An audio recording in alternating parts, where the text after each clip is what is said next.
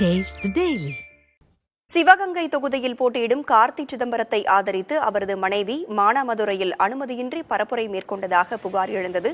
இதுகுறித்து நமது செய்தியாளர் நாசரிடம் கேட்கலாம். நாசர், தேர்தல் ஆணையம் தரப்பிலிருந்து என்ன சொல்றாங்க? என்ன புகார் எழுந்திருக்கு? என்ன விவரம்?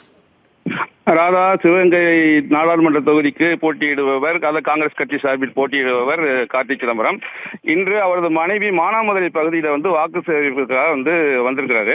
அப்ப அவர்கள் வாங்கின அனுமதி வாகன பரப்புரை என்று அனுமதி வாங்கியிருக்காங்க. ஆனால் இவங்க வார்டு நடந்து சென்று வாக்கு சேகரிக்க முயன்ற போது அந்த தேர்தல் அதிகாரி செந்தில்ங்கிறவர் அவங்ககிட்ட அனுமதி கேட்டிருக்காரு. அந்த அனுமதி இல்லைங்கிற போது நீங்க நடந்து போய் கேட்கக்கூடாது, நீங்க வாகனத்துல போங்கன்னு சொன்னது கோவச்சுட்டு போய் வண்டியில உட்காந்துட்டு மறுபடியும் ஒரு தேர்தல் அதிகாரி சொல்றதை கேட்காம அவங்க நடந்து போய் வார்டு போய் வாக்கு சேகரிச்சுட்டு கிளம்பி போயிட்டாங்க. ராதா, விவரங்களை வழங்கியமைக்கு நன்றி நாசர்.